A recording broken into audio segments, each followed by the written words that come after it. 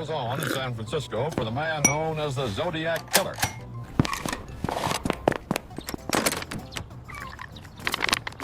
This is the Zodiac speaking. Serial killers who vanished without ever being identified. We all know the Zodiac Killer, right? Cryptic letters, weird symbols, that smug, I'm smarter than you vibe. Like a villain who would leave a 5-star Yelp review for his own crimes. But what if I told you that's not the case at all? Let me explain. Reality check that ruins the campfire mood. The confirmed Zodiac cases are 5 murders and 2 survivors, mostly late 1968 to 1969. Meanwhile, in letters, he claimed way more, like he was farming likes instead of evidence. And this is why Zodiac feels like a brand more than a case file. He basically hired the newspapers as his marketing team. July 31st, 1969. 3 newspapers get letters with chunks of a cipher and a threat that's basically print this or else. Very drop the trailer by Friday, or I'm doing a weekend release. Then, August 4th, 1969. He officially debuts the name Zodiac and starts signing with the crosshair logo like it's a designer label. He didn't just write letters either, he did customer support. After attacks, he calls police from payphones to claim them, like leaving a voicemail and then going back to being invisible. Quick myth check. If we crack the code, we get the name. Nope. The 408 cipher got cracked fast by Donald Hardin and Betty Hardin, and the decoded message is basically, I'm not telling you my name. That's not a clue, that's professional hater behavior. Then he drops peak clickbait. My name is, plus a tiny 13-symbol cipher. Translation, teaser trailer, no movie. So why wasn't he caught? Simple visual logic, huge geography, multiple local agencies. And this was the era of phones, paper, and vibes. And you're probably thinking, okay, buddy, so who did they blame? The big public suspect name that keeps coming up is Arthur Lee Allen. He was searched and questioned, denied it, and was never charged. A partial DNA profile reported from letter materials was said not to match him, but the evidence is messy and the case stayed open. Every few years, the internet responds with a new "we solved it" guy, like the 2021 claim naming Gary Francis Post. And law enforcement is still basically case open, slow down. And then you get the moments that feel fake but are real. At Lake Berryessa, a hooded attacker binds a teenage couple, Brian Hartnell and Cecilia Shepard, then writes dates and locations on the car door like he's autographing a horror tour. In 1969 in San Francisco, taxi driver Paul Stein is killed, and a letter shows up later with a piece of his shirt inside, like a receipt in an envelope. Now fast forward to the "we live in the future" moment. The 340 cipher sat unsolved for 51 years. Then a private team cracked it in 2020, and the Federal Bureau of Investigation said it independently verified the solution. And it still does not give a name. You waited half a century for the world's longest LOL. So yeah, Zodiac is iconic, but not mastermind, who left a neat trail to his identity, iconic. We all think of Texas as cowboys, rodeos, and barbecue, right? Big hats, big trucks, big opinions about brisket. But what if I told you Texas also has a stretch of road with a nickname that sounds like a horror movie title? Let me show you. Off I-45 between Houston and Galveston, people call it the Texas Killing Fields. Real nickname, real fear. But quick myth cleanup, because the internet loves mixing everything into one mega monster, that nickname covers a whole corridor of cases. The specific open file nightmare we're talking about is one patch of land off Calder Road in League City, where 4 women were found across the 1980s into 1991. And it still has no courtroom ending. Here's how it starts, and it's the worst part. Normal life. Not I walked into a haunted house, more like I went to make a phone call and then the world just deletes you. 1983. Heidi Fye disappears in League City. A few months later, her body is found in that rural field. And the detail that feels like Texas trying to traumatize you personally? One report says her skull was found after a dog carried it to a nearby house. That's not a discovery, that's a jump scare from nature. Then September 10th, 1984. 16-year-old Laura Miller goes to use a payphone because the family phone isn't even connected yet. Her mom drops her off and she plans to walk about half a mile back home. She never makes it. February 2nd, 1986. Laura is found in that same field. But here comes the insult to injury detail. That same day, detectives find another body just a few feet away. She has no ID, so she becomes Jane Doe. That Jane Doe stays nameless for decades. Until January 2019, when the case basically gets a second life, investigators working with the FBI used genetic genealogy to identify Jane Doe as Audrey Lee Cook. Then 1991, A fourth set of remains is found in the same area. She was Janet Doe for years. In 2019, Janet Doe is identified as Donna Gonsoulin Prudhomme. And here's another brutal detail. Police said neither Audrey nor Donna were officially reported missing. So they vanish. And the system doesn't even ring the alarm the way you'd hope it would. So who did they pin it on? Publicly, nobody's been charged in the Calder Road killings. One name that keeps coming up in local reporting is Clyde Hedrick. League City Police have said he remains a suspect, but he has not been charged in these murders, and he has denied involvement. He was convicted in 2014 of involuntary manslaughter in an unrelated 1984 killing, Ellen Ray Beeson. And after serving about 8 years, he was released under old, mandatory supervision rules. So yeah, Texas is amazing. Brisket is still elite, but not take the wrong exit and drive past a place where 4 women were found, 2 had no names for decades, and the case still won't close. Amazing. We all think San Francisco is just fog, murals, and $6 coffee, right? Like everybody is either writing a novel in public or pitching a startup to a pigeon. But what if I told you that's not the case at all? Here's the deal. Early to mid-70s, police link a string of attacks and murders of men believed to be gay to a guy they nicknamed the Doodler. At least 5, and later updates put it at 6 victims, with bodies found around Ocean Beach and Golden Gate Park. And the nickname is the most cursed meet cute ever. One surviving victim said that after the bars closed in July 1975, they ended up at the Truck Stop Diner near Market and Church, and this guy casually doodled animal drawings on a napkin, talking about art school like this is a cute first date and not a future homicide file. His method was not mastermind chess. It was social engineering. Meet someone in nightlife, act normal, then steer the night toward a place where the city goes quiet. Parks, cliffs, beach roads, apartments? Yes, apartments. 2 times. Fox Plaza. 2 attacks within 2 weeks. On the same floor, victims didn't know each other. One screams, neighbors start pounding on the walls, and he runs. Then he comes back like he's testing the building, same floor, same audacity. And then there's the almost that makes you mad. He targets an actor, they're about to go to bed, and a knife literally falls out of his coat. The mask drops, the victim bolts, and the doodler vanishes again. Others were not so lucky, and the locations start repeating like the city is trying to warn you. June 1974. Jay Stevens is found near Spreckles Lake in Golden Gate Park. July 7th, 1974. Klaus Grisman turns up at Ocean Beach. May 12th, 1975. Frederick Kappen is found in the Ocean Beach dunes, and that's the point where even detectives start going, okay, this is a pattern. Now the part that hurts, there was a suspect, kind of. After the sketch went public, police said a woman called with a name and a license plate. Detectives interviewed that man in January 1976, considered him a strong suspect, and he's still the focus. Police have said they're still trying to find those callers again. So why no handcuffs? The era matters. Reports and police have said some survivors may have feared coming forward or testifying because being publicly identified as gay in the mid-70s could blow up your life. That's not just a case problem, that's a society problem. And that's why SFPD is still pushing for tips today, with updated age progression images and a reward that was raised to $250,000 in January 2023. So yeah, San Francisco is iconic, but not your date doodles animals, and it turns into a decades-long cold case iconic. You think the Bible Belt is just church signs, long highways, and a 2 a.m. Waffle House run, right? But what if I told you those same highways can turn into a cloak? Not magic, just speed, borders, and confusion. Let me explain. Because the second someone can hop state lines, it stops being one case and turns into 5 agencies doing a group project with 0 shared notes. People call it the redhead murders, a media label for multiple cases where women described as red or auburn-haired were found near highways across several states.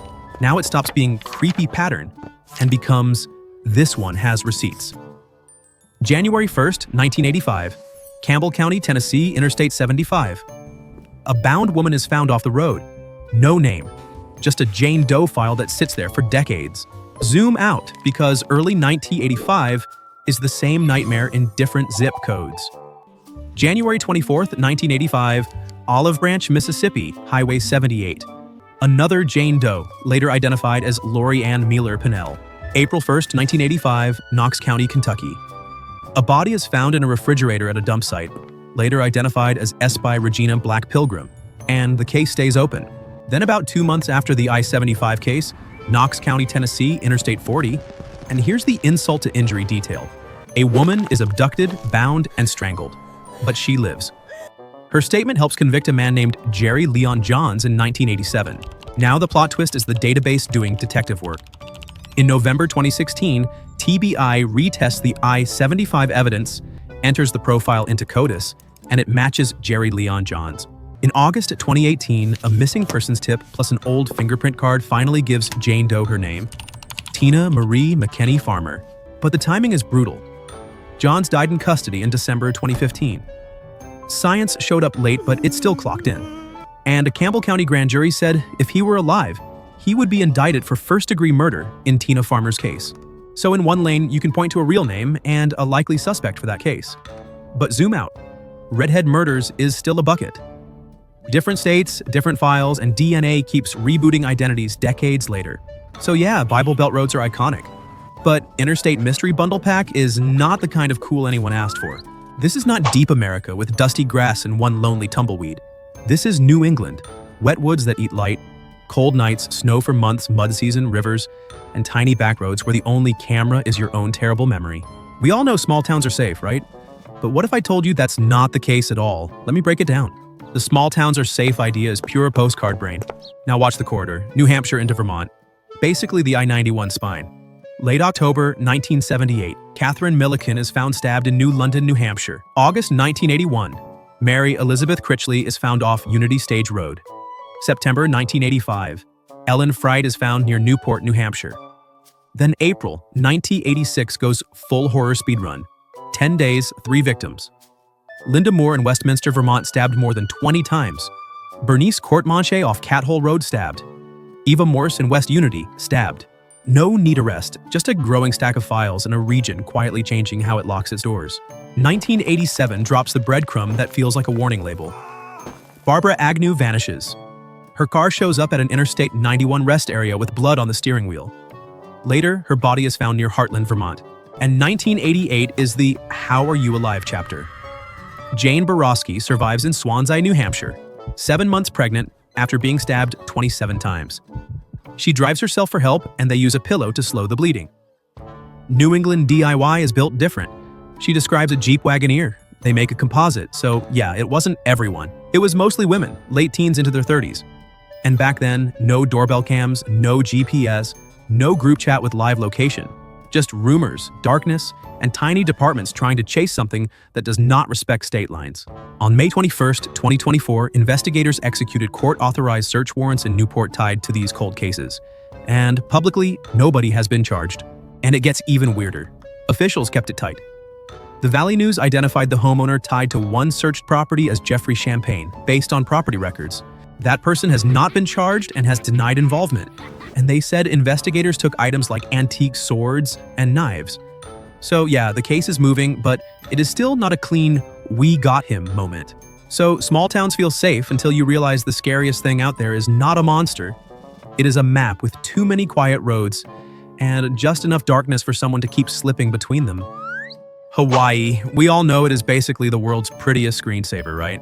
But what if I told you that's not the case at all? Let me show you. Because according to reporting, Honolulu got a warning before the bodies even started showing up. A top FBI behavior guy allegedly told the police chief, "Hawaii's day is coming. You are going to have to pay your dues for living in paradise." And then paradise clocked in. From May 29th, 1985 to early May 1986, 5 women were killed on Oahu in a run police treated like a connected pattern. And it never got a neat ending. Vicky Gale Purdy, Regina Sakamoto, Denise Hughes, Louise Medeiros, Linda Peishi. And the scary part is how normal it starts. Vicky Gale Purdy never arrived to the party. Regina misses her bus. Denise never makes it to work. Louise lands from a flight, family begged her not to take the bus at night, and she still vanishes. Linda leaves work around 6:30 p.m., and her car ends up on the shoulder like someone paused her life mid-scene. Now the map does the same gross repeat thing. Kihei Lagoon shows up twice, basically by the airport runways.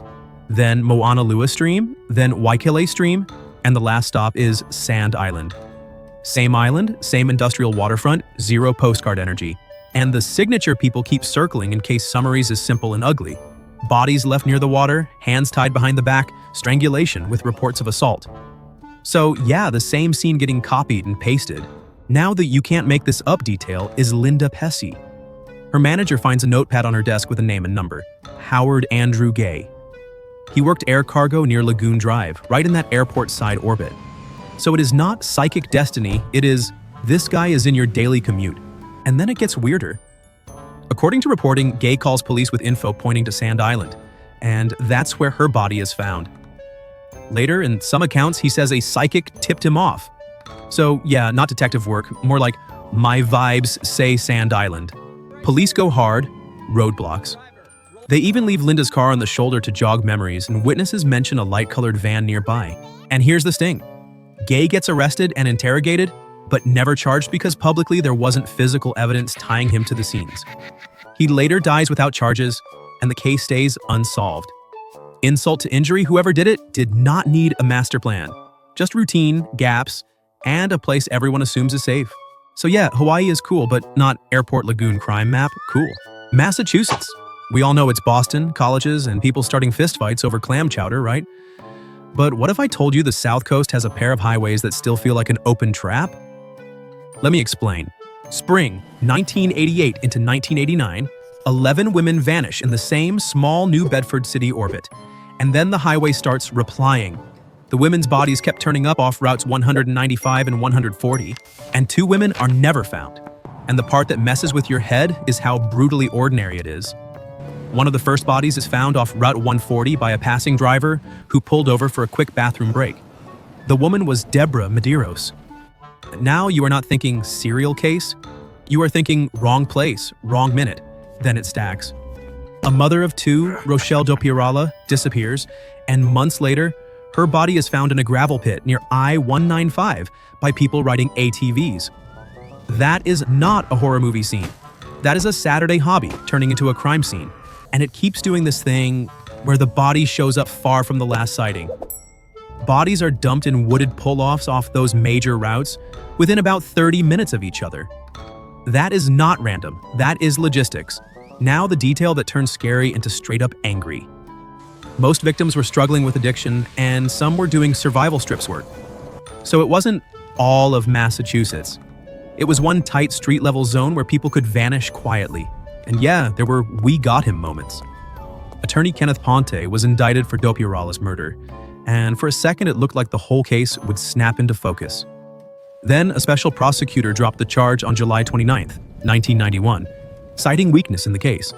Not solved, more we can't land it. Then the second almost. Women on the street warned each other about a violent guy who looked like a boxer, and Anthony DeGracia got pulled into the suspect universe, but nobody could directly connect him to the murders. And here's the sting that still makes this case breathe. 2 women, Christina Montero and Marilyn Roberts, are still missing. No closure, just empty space on the timeline. So yeah, Massachusetts is cool, but not Route 140 keeps receipts cool. We all know the 30s were just fedoras, streetcars, and sad jazz in black and white, right? But what if I told you Cleveland had a real-life horror file that still refuses to stay buried? Let me explain. This is the Cleveland Torso Murders, also branded in coverage as the Mad Butcher of Kingsbury Run. Most summaries put the core run at 1935 to 1938. At least 12 victims, 7 men, and 5 women. And here's what makes it extra cruel. A lot of victims were found decapitated and only a few were identified back then. So you're hunting a killer, while most victims are basically paperwork ghosts. Cool, super helpful. Now set the scene. Kingsbury Run is this grim rail and creek corridor, the city's unofficial dumping backyard with Depression-era shantytowns nearby and maximum nobody sees anything energy. September 23, 1935. 2 bodies show up in Kingsbury Run. One gets ID'd by fingerprints as Edward Andraschi, 29, an orderly at a local hospital. January 26, 1936. Florence Genevieve Polillo is found and the case detonates into headlines. So yeah, not just violence, but also that society can't even name you cruelty. Then the most cursed casting choice walks in, Elliot Ness. Yes, the Untouchables guy. He's running Cleveland Public Safety, trying to clean up the city, and this case is like, good luck. Accounts say Ness ordered some shanty towns in Kingsbury Run burned. Like if you delete the neighborhood, the monster disappears. Now the 30s humiliation level is unreal. No DNA, no cameras, barely any ID, so when they can't name victims, they go full arts and crafts forensic mode. Plaster death masks for the public. And the ultimate example is the tattooed man. Even with tattoos circulated and a plaster recreation shown at the Great Lakes Exposition in 1936, he still stayed unnamed. Also, investigators and later reporting keep circling the same nasty detail. The dismemberment looked unusually precise, which fed the new anatomy theory. But buddy, who is the killer? Now the almost solved emotional damage. Frank Dolezal appears in historical reporting as a suspect linked to Florence Polillo. He was a bricklayer who had lived with her, and as the investigation narrowed, detectives learned he also knew the other two victims, Edward Andraschi and Rose Wallace. He signed a confession, but it never brought closure because he died in custody before trial. And here's the modern twist that actually matters. August 2024, the Cuyahoga County Medical Examiner teams up with the DNA Doe Project to try investigative genetic genealogy, starting with Kingsbury Run John Doe number 4, the tattooed man, and another John Doe. So yeah, Cleveland is historic, but not Fedora Jazz Mystery historic. All right, that's the list. 8 cases, 8 maps, and 0 satisfying, and then the cuffs clicked, ending. Want part 2? Comment the case that messed with you most and pick the creepiest setting, highway, beach, or woods. Like, subscribe, and send this to the friend who thinks a 2 a.m. road trip is a vibe. So yeah, America is iconic, but not Unsolved Serial Starter Pack iconic.